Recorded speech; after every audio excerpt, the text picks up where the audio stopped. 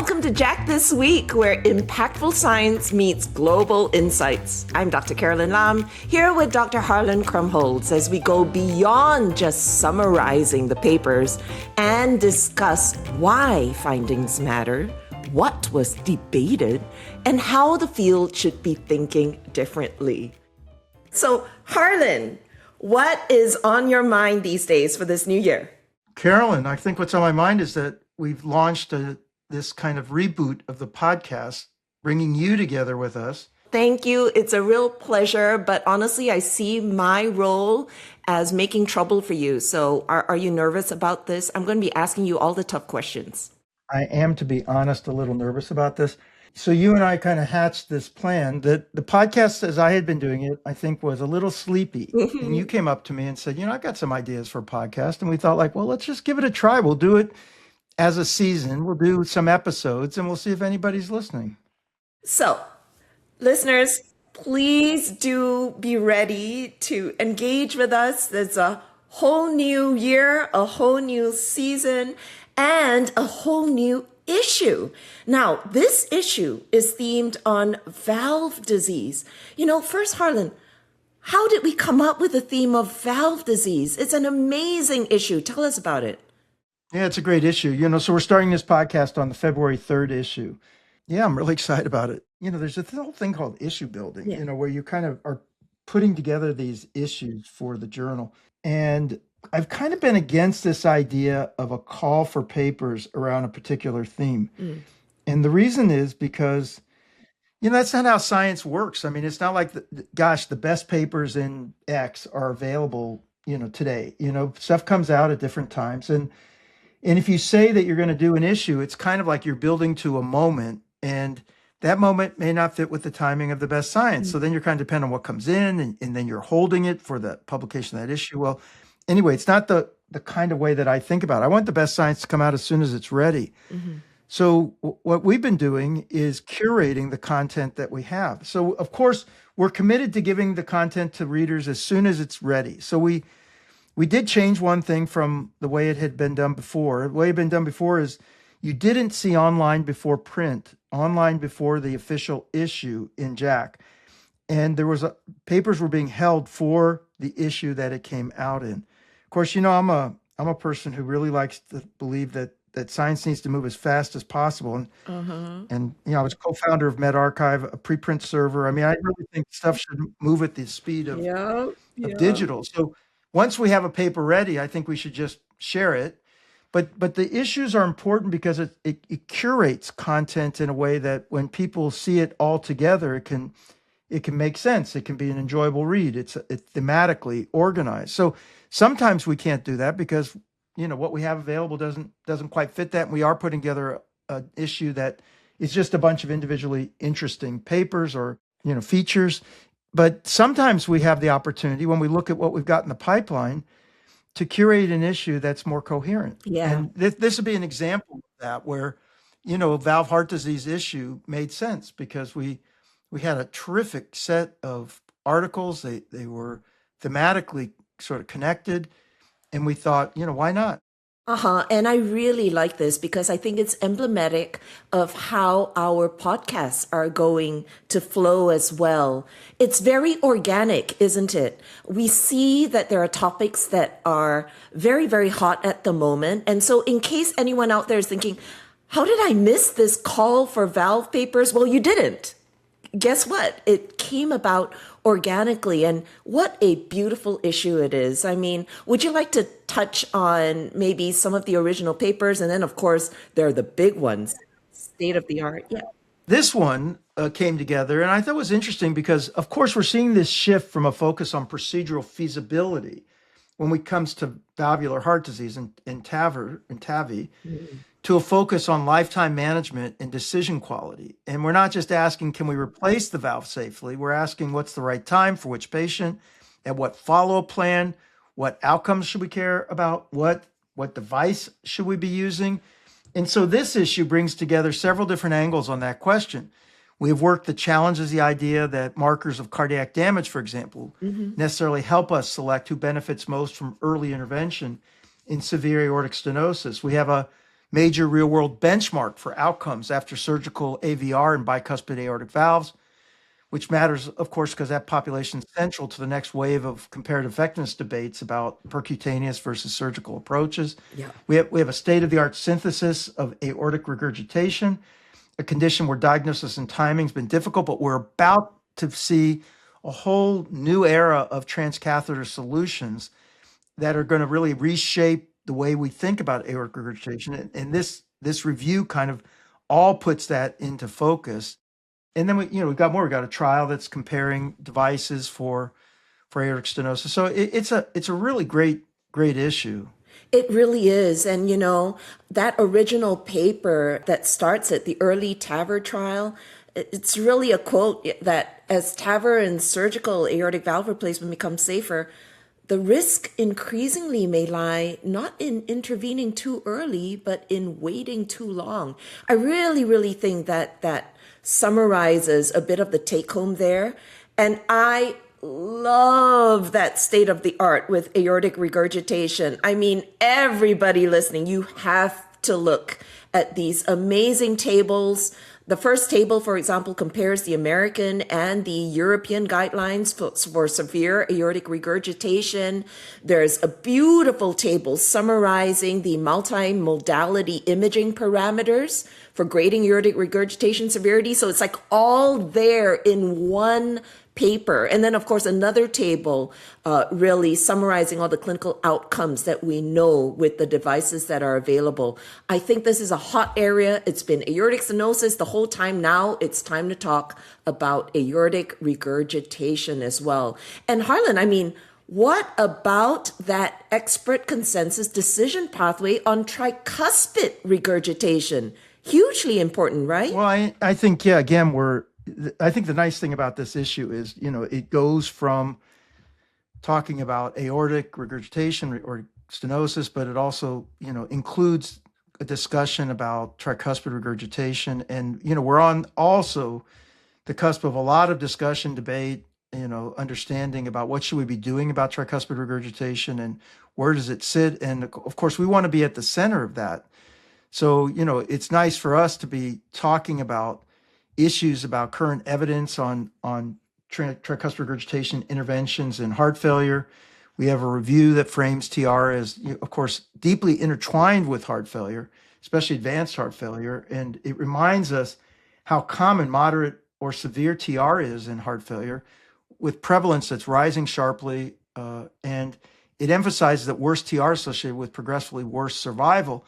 Now, the question is going to be, and we haven't yet seen this, that whether or not you intervene on this, you can actually, are you affecting symptoms and quality of life? Yeah. Or are you also affecting what's going to happen with regard to events and mortality in particular, which we haven't seen yet? Exactly. So, these articles are trying to put, I think, into perspective, what do we know? What don't we know? Yeah. And what is it that, people, as they approach these decisions and discussions, what should they be reflecting on with regard to the evidence as they're making recommendations to patients?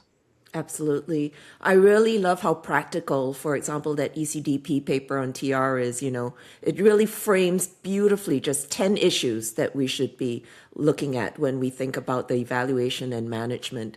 Hey, and then we also have a global voice, which I really, really enjoy that JACC is focusing on now, even with me on the podcast right now, right? And that's that special communication with the international perspective, including European perspectives on aortic stenosis, for example. That was a beautiful paper. Yeah, and I think as a journal, we're trying to work hard to make sure that we're including global perspectives. Look, our vision is that we exist to advance global cardiovascular health. Yes. We, of course, are a journal of the American College of Cardiology, but the mission of the American College of Cardiology goes beyond, a parochial view that our responsibility is to advance science and improve outcomes in the United States. Our view is that we are a global journal. It's just as the American College of Cardiology views itself as its mission being that it should be playing a role with colleagues all around the world in lifting cardiovascular health everywhere. And so it's very important for us when we're soliciting submissions, when we're evaluating submissions, to make sure that we're not being biased by focusing only on the United States or the United States and even Europe, but that we're looking for the best science wherever it stands. And particularly, I mean, it's so lovely being on with you. Asia is, more people live in Asia than live in anywhere else in the world. And, it is a place of great innovation, of great science, and as important as anywhere else. So, we need to make sure that we are welcoming of good science wherever it comes from. Yeah, I'm really proud of the fact that we can bring in contributions from all sorts of different places. Thank you so much for that, Harlan. And hey, listeners, I'm going to let you in on a little secret. Somewhere along in these podcasts, I'm going to get Harlan to speak in Chinese too. Yeah. You just hang on for that. There's just such really, really, really cool papers I know in the pipeline. I might be able to, but it'll be painful for everyone. But It's going to be so fun. All right, Harlan, before we end, a little bit about your amazing editor's page. I have personally really enjoyed that. Oh, thank you.